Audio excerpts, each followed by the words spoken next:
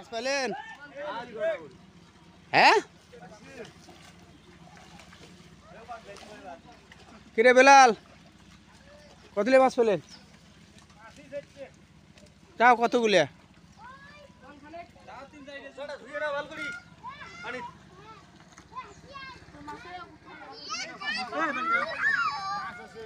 কতগুলো মাছ পেলেন? কতগুলো?